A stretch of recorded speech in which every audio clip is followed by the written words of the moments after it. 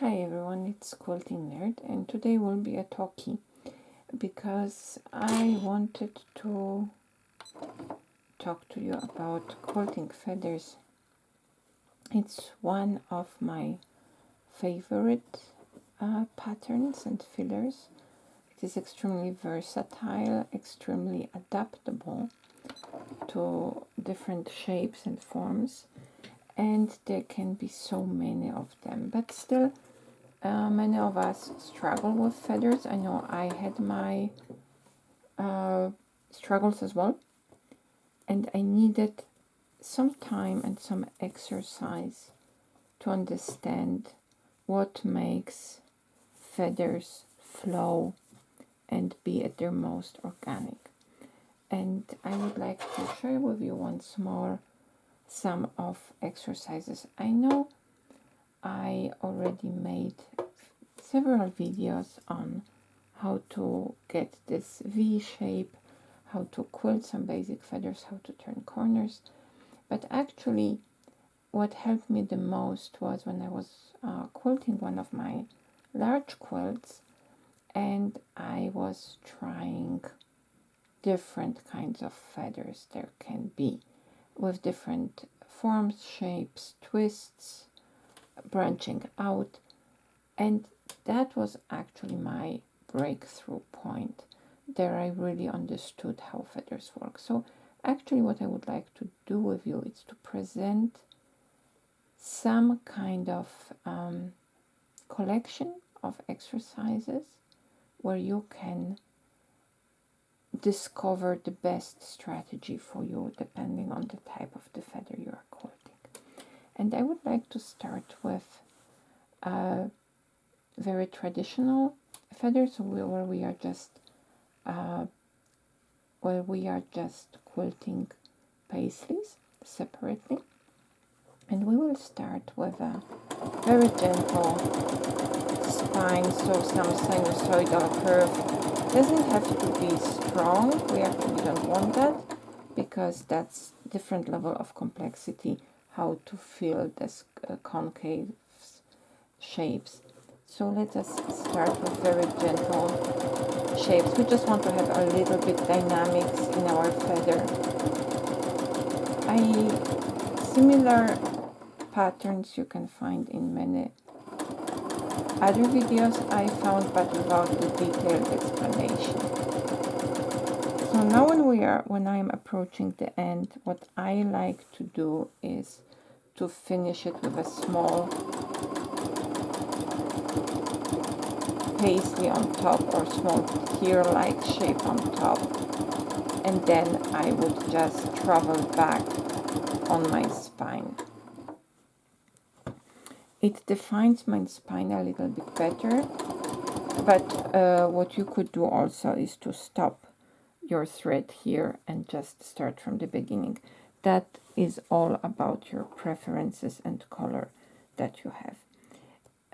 The practical side of traveling back and forth is that when you do not manage to hit the spine perfectly, then you are simply covering your mistakes much better. So I am a very practical quilter.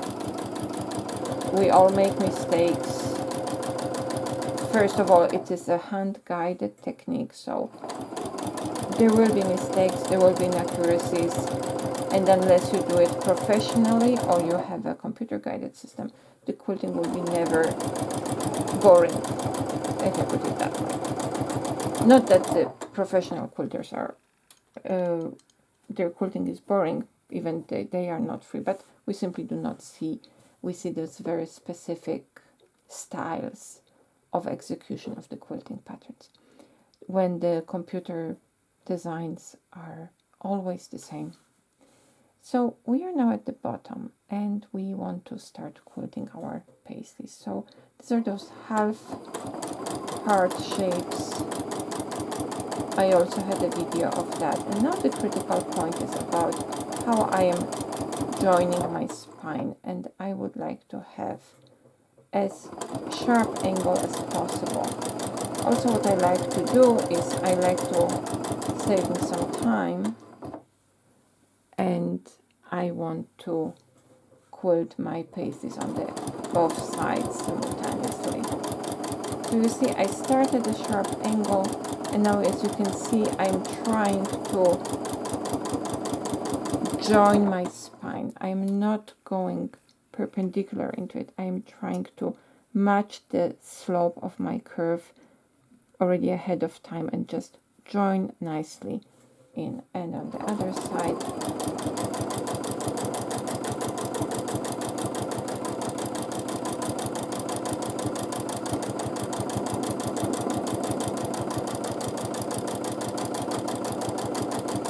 you see, I'm already here turning at this point.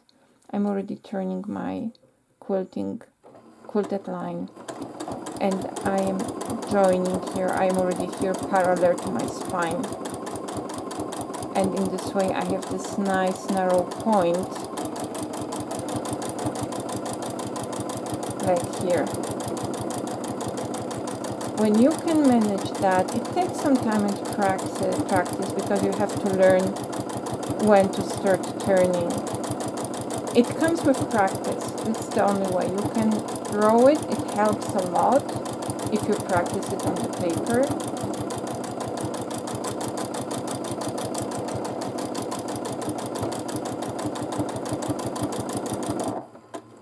And having this nice gentle curve in our spine helps us to practice how to adjust, how to become very fluid with our movements.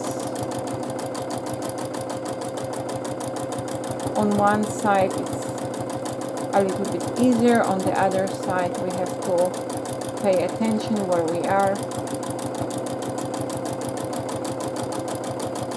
And the only way to get better at it, it's simply to get practice.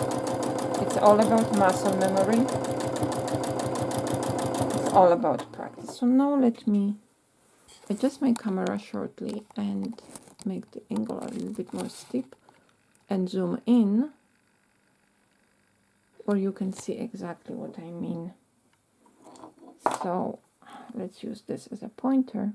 As you can see, I am not really matching the lines exactly next to each other. If you are very, very good, if you want this effect, then you can actually travel on the previous line, then go around. And as you can see, I was already turning here because I wanted to match the slope of my line, of my plume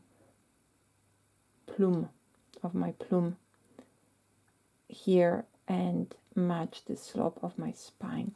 And I'm doing like that everywhere, and regardless of what the slope of my spine is, I am adjusting from one plume to the next, and in this way I have this nice flowing organic look. And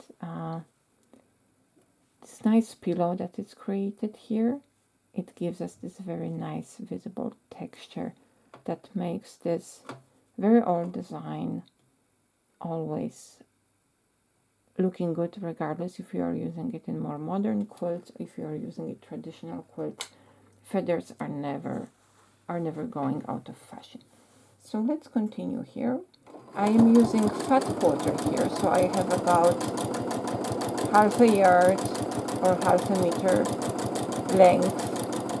See, so here I then went. I have to adjust the camera now. I forgot that.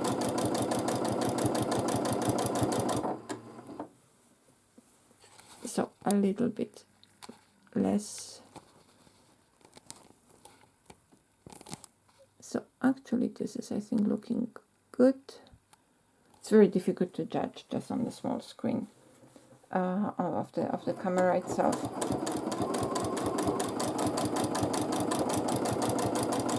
Take your time.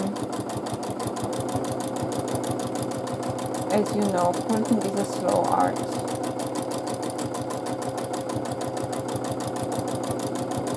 I got questions about and compliments how good my quilting is. Thank you very much. and how long it takes to get so good.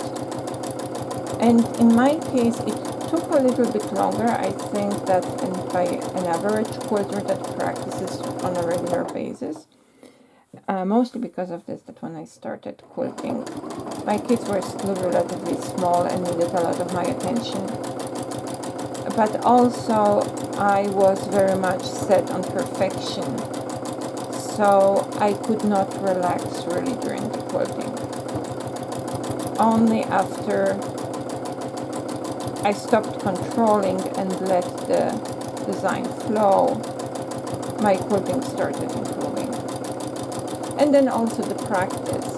I noticed that even when I could see some mistakes and inaccuracies, during the quilting, they were not visible anymore once the quilt was done.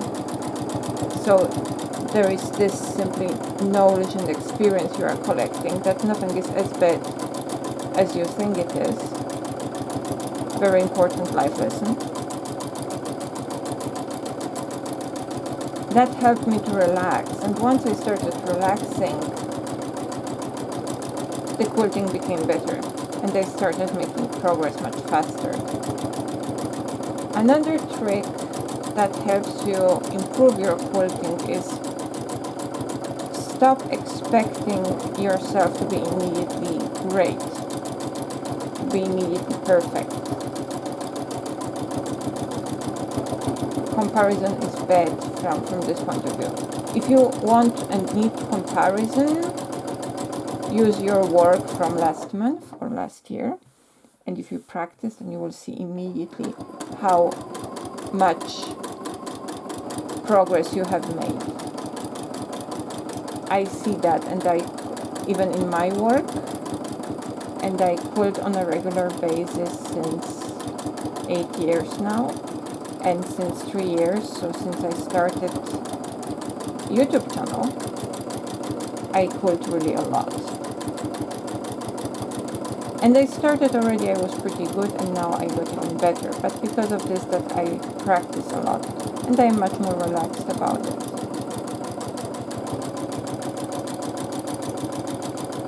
When I look at what others are quilting, I try just to look at their technique, how they do things, and not concentrate on this, that their quilting looks better than mine, because there are so many wonderful quilters, and if I will start comparing my work to theirs, I would just stop doing that, because they are so incredibly good.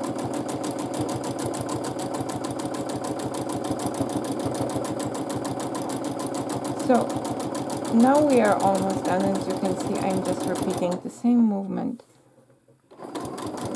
all over.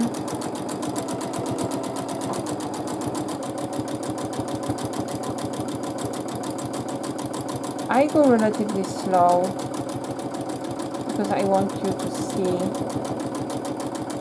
what's happening, but also I like the flow, and this, that I can be relaxed, and that I have enough time to react in case I see, okay, I'm going to hit the previously stitched pattern or area, so I simply have time to process all the information.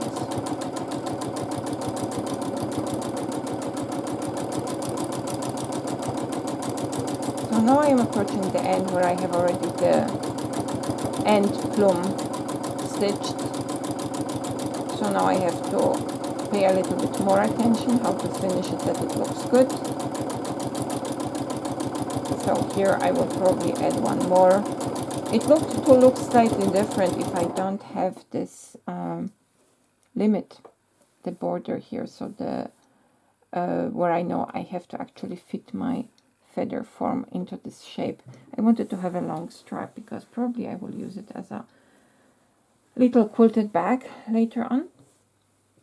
And that's why I'm using this nice contrasting thread, and I'm trying to have some pattern behind it. I like to use my projects as effectively as I can. But if it would be free feather, I would just have even more freedom to finish it. So now this feather is done.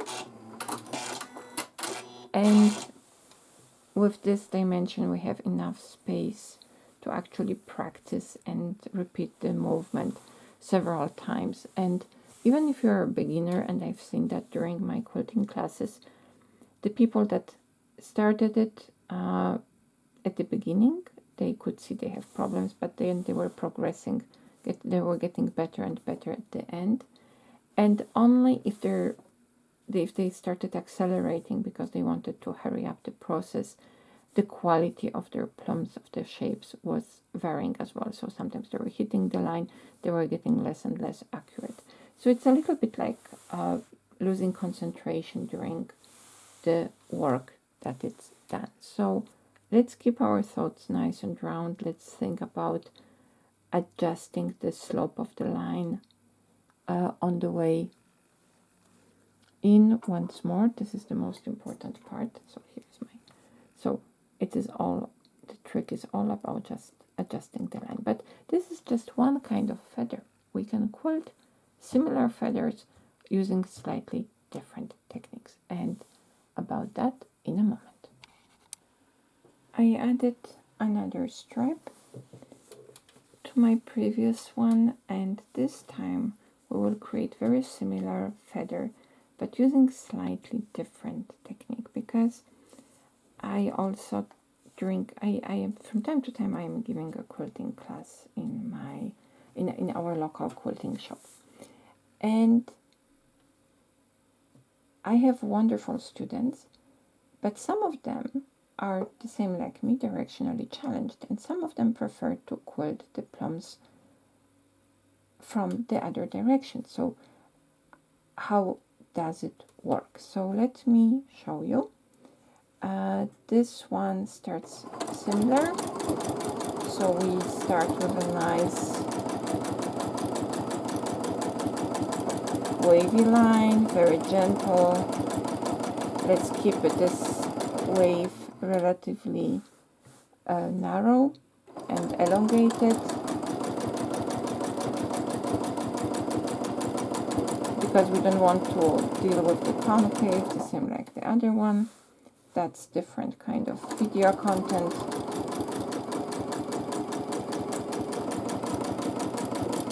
And again, we are starting at the end. We are adding some little plume, but we are not going directly into the spine. Instead, we are stopping shortly before.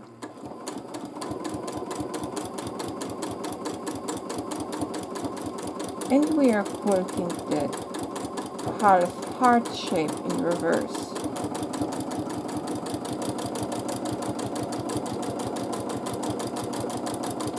We can go into the spine, we can stop shortly before. What you see is that I'm trying to keep this part relatively round, because I want to actually travel or go as close as possible to this shape before I will start turning. And in this way I will have this very nice organic shape.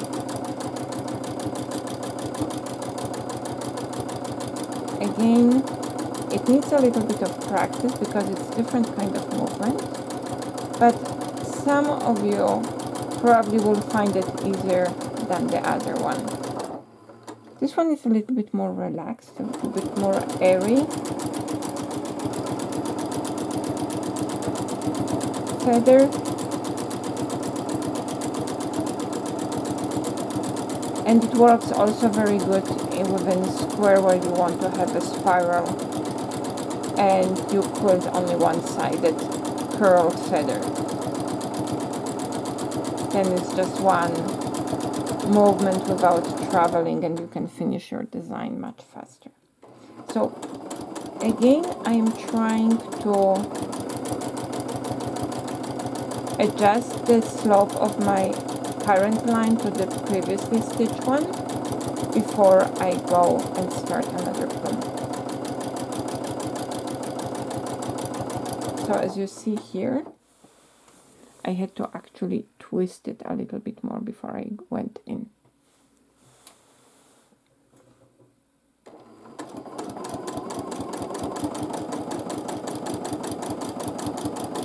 I'm trying to fill my space as well as I can.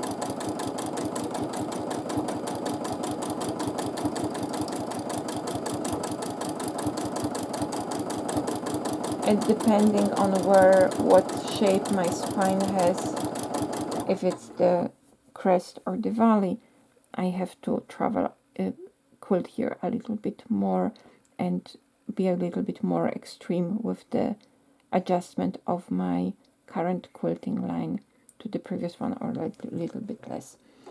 That's why all those exercises I propose to you in form of crazy quilting parcours or something like that. This has, as you can see here, for example, it was a little bit more extreme, so I went with shorter plum because I didn't want to exaggerate, and now I will try to fill this shape with the next one as well as I can.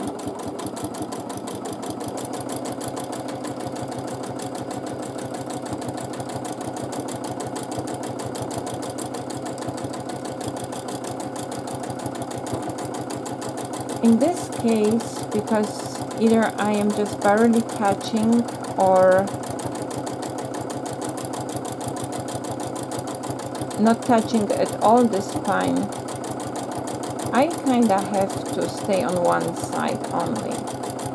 But in this case, I went up while quilting my spine. I went down on one side quilting the plums, and now I can go back again on the other side.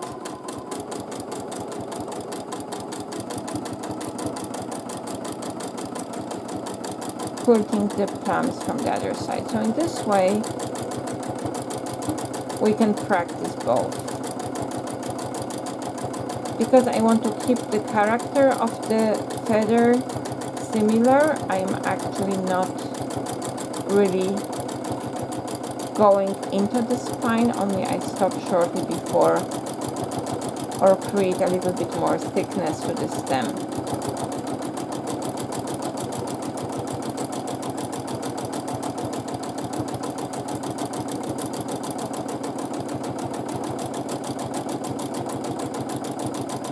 It is a bit thicker, more robust feather. It's more about the idea of it. It has more foliage-like character for me. Anyway, all feathers are looking more like plants than the actual bird's feathers. And I know there are some of us that think exactly the same way. That's why I like to combine them with flowers, because for me they are plants. But probably that comes from this, that I didn't grow up in traditional quilting family. I am the first one. And so I kind of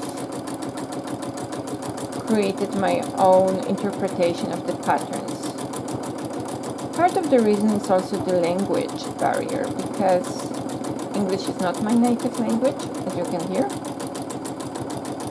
So there are strange connections to different words. So first I've seen the shape, and for me the shape, the pattern looked like a fern. So for me it became the association with the fern than with a feather, and only later I learned the name for the pattern. And it took me a little while to connect the word feather with the part of a bird, of the plumage. So, learning foreign languages and learning a completely new hobby can give you different results in perception of the patterns. Human brain is amazing. So, now we have the second feather. And you can see, in comparison to this one, despite the fact we have exactly the same elements. So we have the wavy spine, we have the plumes, the half heart shapes on the sides. We have slightly different character. Now we have a time for one more, an additional difference. This one, this feather, is much faster in quilting than this one. And now I think we can still add one more before I will stop for today, and that will be the traditional bounced back feather, which is the most texture rich, in my opinion at least. So again, let me add the lines, and then I will start with the introduction to the bounced back feather. The third feather I will show you in detail is the bounced back feather, and we start the same way. So gentle wavy line, nothing extreme. Let's try to keep it centered.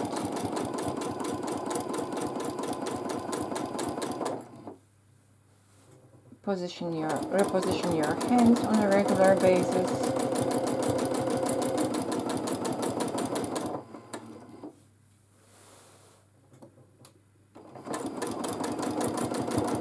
What I've seen sometimes in my pupils is that they have the tendency just to move the fabric with their fingertips.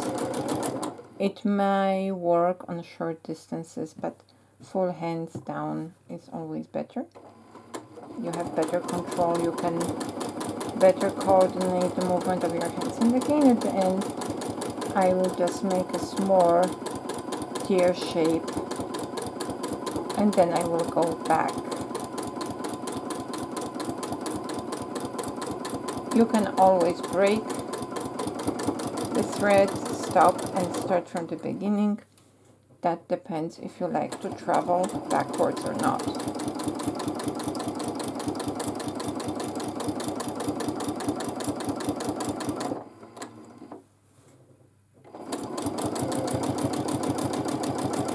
Traveling is also a way of exercising the precision of your movement.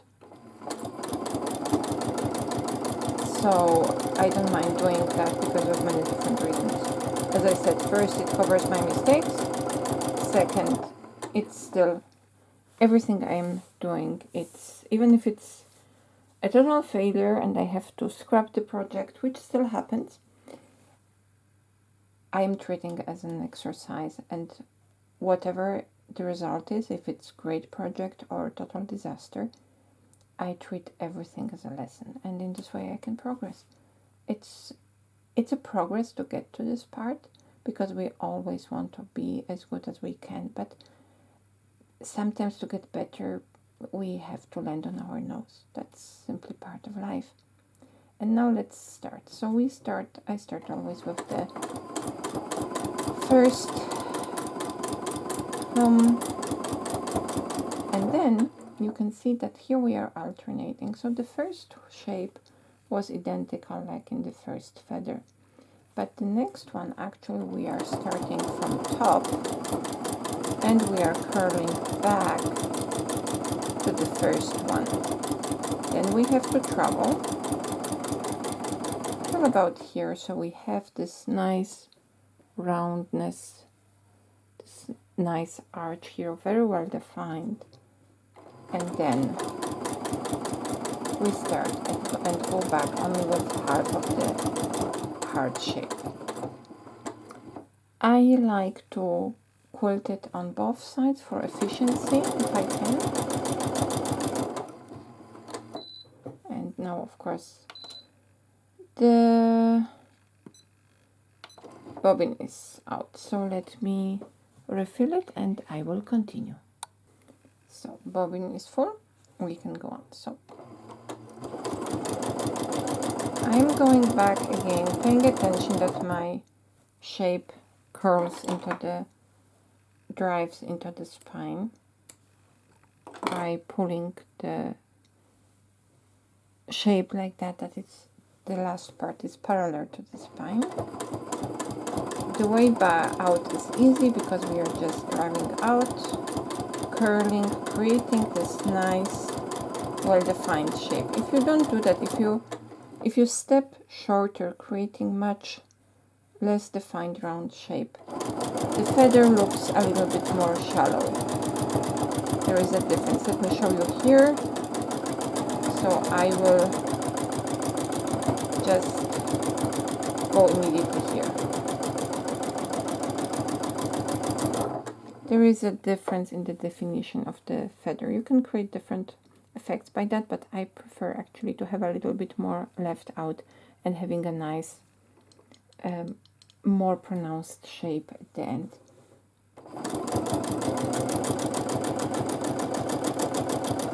Both is possible, simply this one is more flat at the edges. What is most important is to getting this V shape at the end.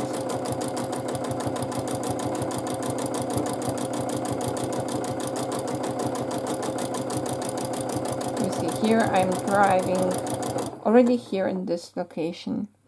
I am, let me, nope, that's wrong button. I don't know if you can see it here. I am already here parallel to the, no, it's not visible. I'm already parallel to the spine. And then I'm just driving in. Now the other side.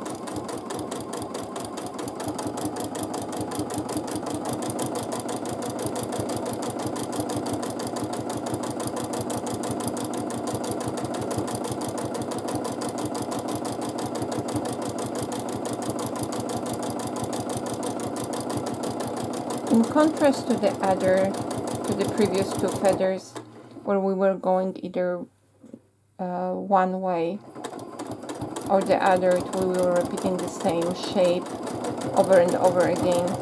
Here we are alternating between driving out from the stem and then back into it and traveling.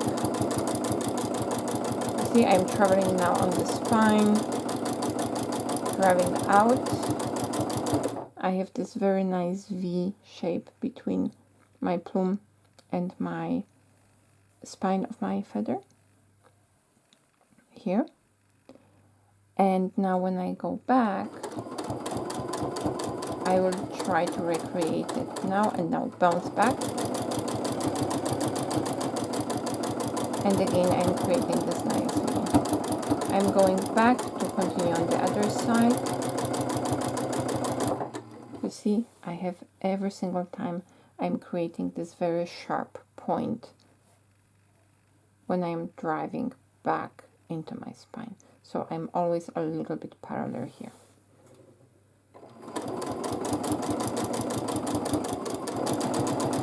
You can practice this movement by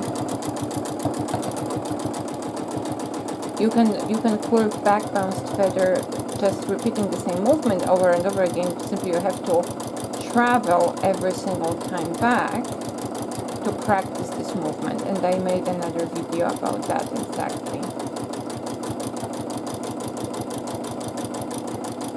It's a nice way to practice to gain some muscle memory for this shape.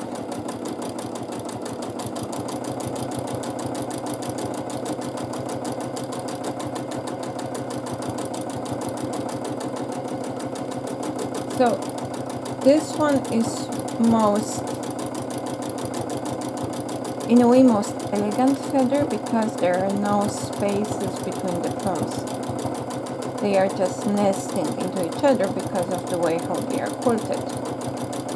So this feather is always looking good. Once you master those V's, this feather is always working. It has a nice rhythm to it, which helps in quilting because you know exactly what to do. Your hands are kind of going on their own.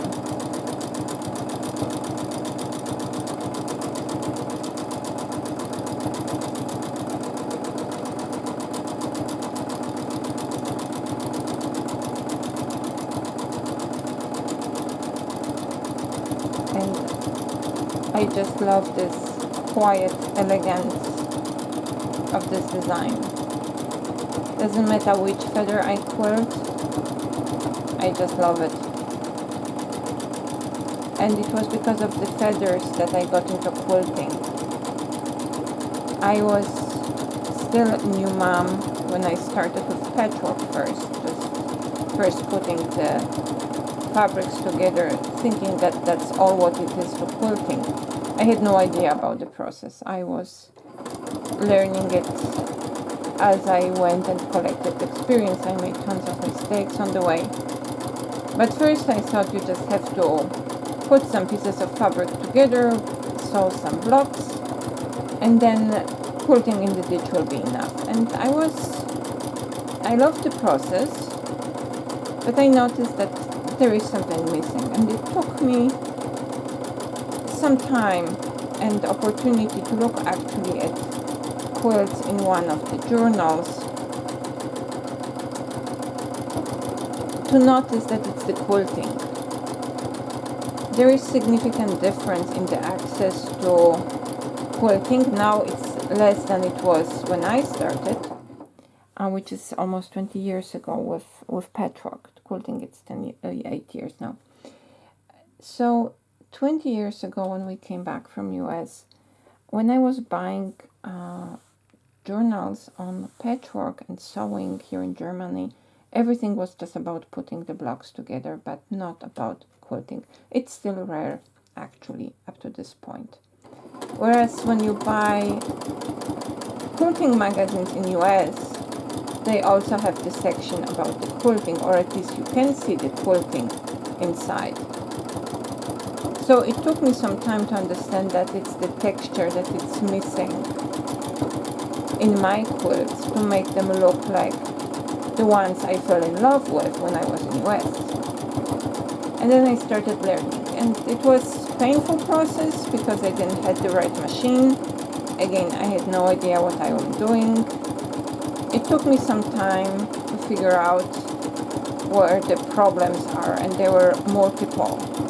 That's why I can understand you so well when you ask me questions, because I've been there. I had exactly the same issues and the same problems. So it took me some time to find the right settings for my sewing machine. It took me some time to find the right needle, the right kind of threads, and then actually to understand that I have problems with my sewing machine. So till I got the right one, where I started finally to make real progress and increase in my skills. But I loved it so much and I wanted it so bad that I didn't care that it took me a few years before I was even ready to start real quilting. And the rest is history. So now we have our bounce back feather, and we can see clearly the difference between this one and this one. So the difference that comes alone from the small separation of the single element, of the single plumes, and these ones, when they are nesting so nicely into each other, it's already very significant. And then in between we have the one that allows us for great flexibility, and it's much more forgiving because of the separation that we have between the plumes and the spine, and we have completely different dynamics. The differences are subtle, but the character of the feather is very, very distinguishable. So that's the lesson for today, those 3 feathers. I can come up probably with 3 different shapes more before we will continue on more challenging aspects of this wonderful, wonderful family of patterns. See you soon, hopefully. Let me know what you think about this video, and yeah, thank you once more, and till the next one. Bye.